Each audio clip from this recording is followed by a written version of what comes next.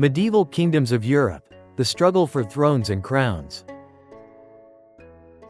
In the grand halls of history, where shadows of crowns cast long and perilous paths, three monarchs stood above the rest, their legacies etched into the fabric of Europe.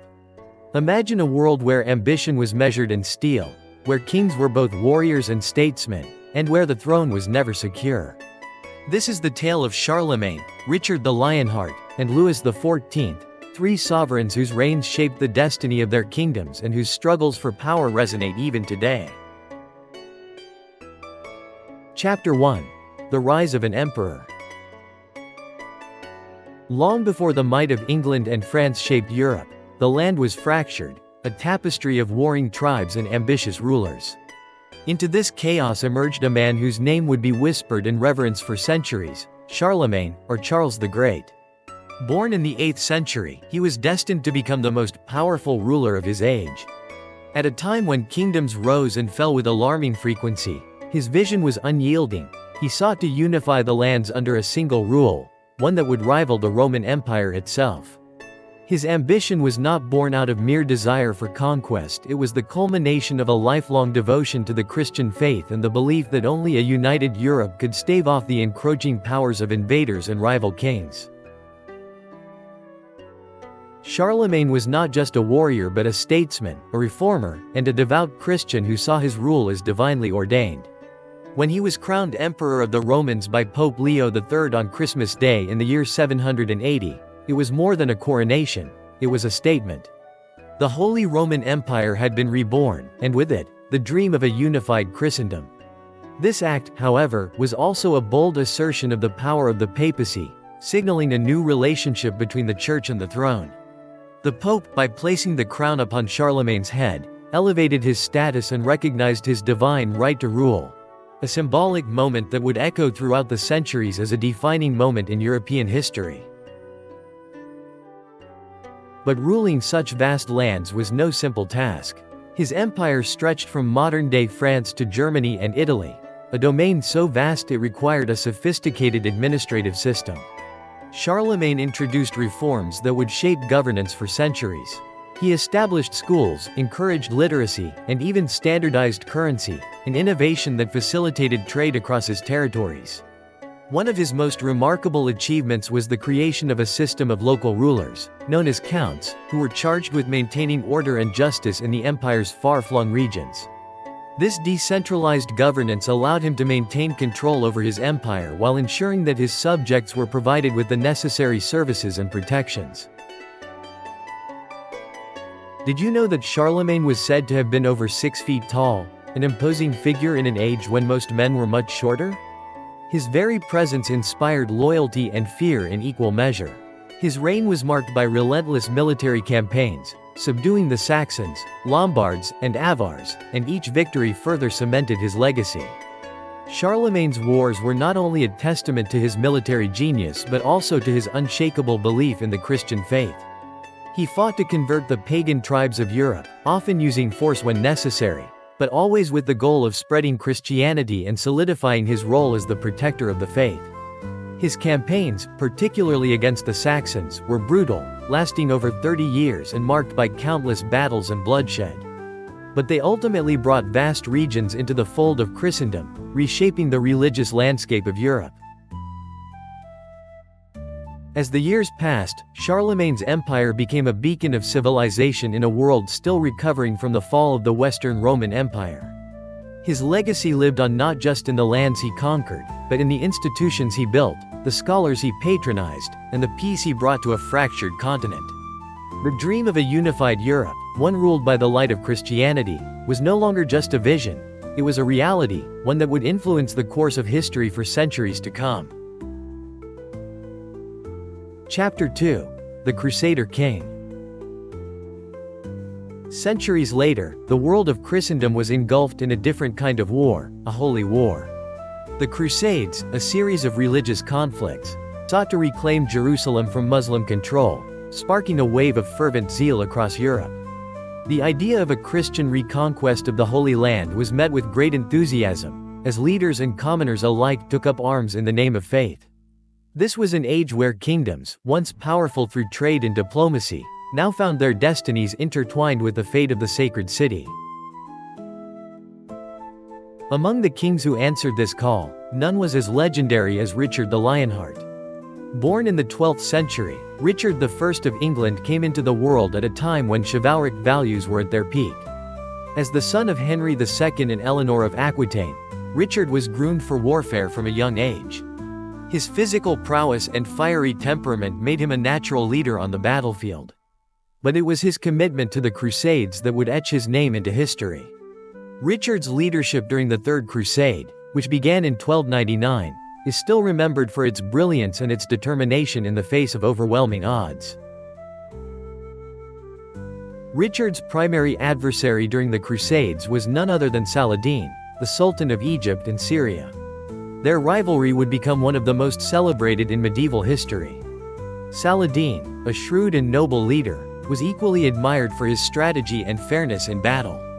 Their battles, particularly the Siege of Acre and the Battle of Arsuf, were moments of great military strategy, where the fate of Jerusalem seemed to shift like the winds of the desert. Richard, though outnumbered, fought with relentless courage, becoming a symbol of Christian resolve in the face of Muslim opposition. His name was feared across the Holy Land, and the Christian forces rallied to him like no other.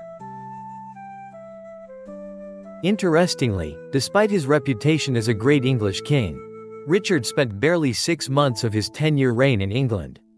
Fluent in French, he often considered his lands in Aquitaine, part of modern-day France, to be his true home.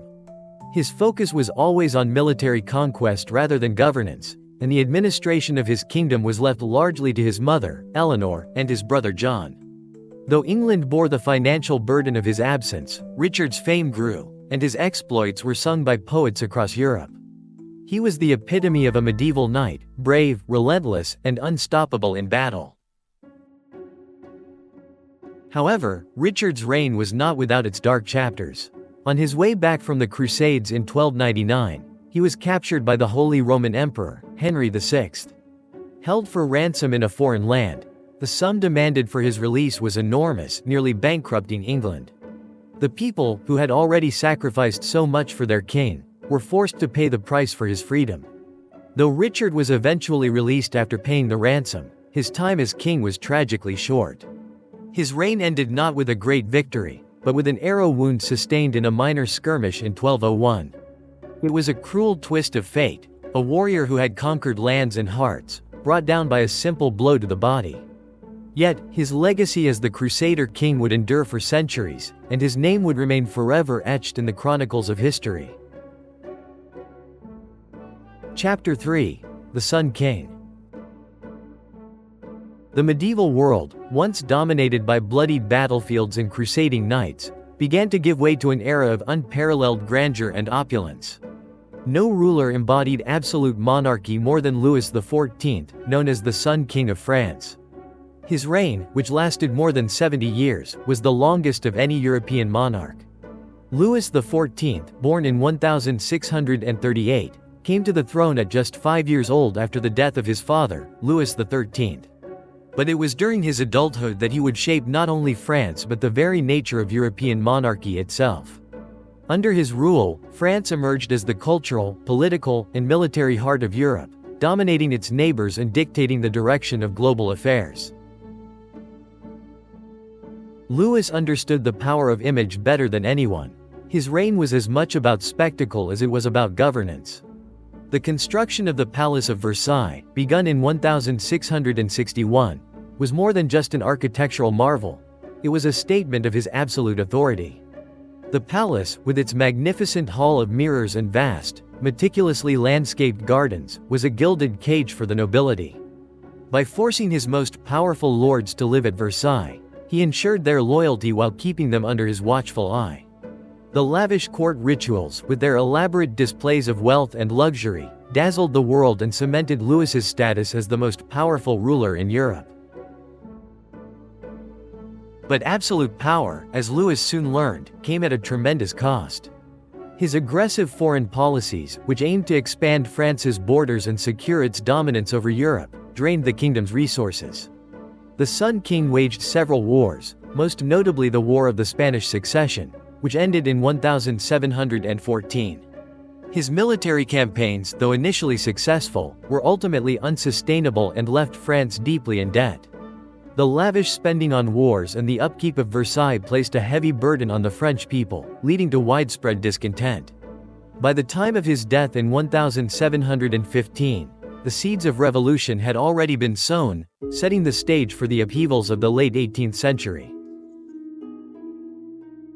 Louis XIV was also a fervent believer in the idea of divine kingship. He took this concept to an extreme, famously declaring, "L'État, c'est moi, I am the state," a statement that embodied his belief that the king and the nation were one and the same. This ideology was reflected in every aspect of his rule, from the arts to fashion to military affairs. Louis tightly controlled the French court, setting the tone for artistic and cultural movements, and ensuring that the monarchy was at the center of French society. Under his patronage, French art, architecture, and fashion flourished, making Paris the cultural capital of Europe and influencing the world for generations to come. Louis's reign marked the high point of the French monarchy, but it also laid the groundwork for its eventual downfall. His absolute control over the state, combined with his extravagant spending and wars, led to financial ruin for France. Yet, despite the pressures mounting against him, Louis's legacy as the Sun King lived on, casting a long shadow over the history of European monarchies. His centralized model of governance would inspire rulers across Europe, even as the ideals of absolute monarchy began to crumble under the weight of economic and political change. Chapter 4: The Legacy of Kings. In the year 750, Charlemagne, also known as Charles the Great, rose to power as king of the Franks. His ambition was boundless, and under his reign, the Carolingian Empire expanded across much of Western Europe. He was crowned Emperor of the Romans in the year 800 by Pope Leo III, marking a revival of the Western Roman Empire that had fallen centuries before. Charlemagne's vision was one of unity and cultural renaissance, as he sought to blend the Roman legacy with his own Frankish traditions. His empire became the cornerstone for the future of Europe, spreading Christianity and fostering a revival of learning known as the Carolingian Renaissance. Yet, his empire was also marked by constant struggles for power as various factions and rivals vied for control, reminding us that even the greatest of kings lived under the shadow of rebellion. Several centuries later, in the 12th century, the legend of Richard the Lionheart would capture the imagination of Europe. Richard, born in 1157, was thrust into a world of warfare and diplomacy. As King of England from 1189, his reign was defined by his fervent participation in the Third Crusade. His bravery in battle, especially during the Siege of Acre and his legendary confrontation with Saladin, earned him the title of Lionheart. However, Richard's devotion to the Crusades came at a cost. He spent little time in England, leaving his kingdom to be governed by others. The lands of his kingdom, stretching from Normandy to the British Isles, were constantly in flux, as Richard's enemies sought to weaken his rule. Despite his heroism on the battlefield, his reign was marked by political strife, highlighting the fragile nature of power, even for the most celebrated kings. Fast forward to the reign of Louis XIV, born in 1638, who would come to be known as the Sun King. Ascending the French throne at the tender age of 5, Louis's reign, which spanned 70 years, is often seen as the epitome of absolute monarchy. His vision for France was one of grandeur and centralized power, and he shaped his court at Versailles into a symbol of his unchallenged authority. Under Louis, France became a dominant force in European politics, though his aggressive foreign policies and lavish spending eventually strained the kingdom's resources. The opulence of Versailles stood in stark contrast to the poverty of the peasantry, a reminder of the dangerous gap between the monarchy and its subjects. Louis's legacy is one of both magnificence and warning, as his reign ended in financial crisis and set the stage for the French Revolution. The struggles of these monarchs were not merely confined to battles fought on the field or wars of diplomacy. They were constant reminders that the throne, though a symbol of power, was equally a seat of peril. From Charlemagne's efforts to unite a fractured Europe to Richard's pursuit of glory on foreign soil and Louis's magnificent but fragile reign, each king left a mark on history. Their legacies serve as a reminder that ambition and the thirst for power can both elevate and destroy, creating a complex tapestry of triumph and tragedy. And as long as thrones stand and crowns glint in the sunlight, the struggle for them will never cease. And that's it, thanks for watching. If you enjoy exploring historical worlds, be sure to like and subscribe so you don't miss out on more exciting stories.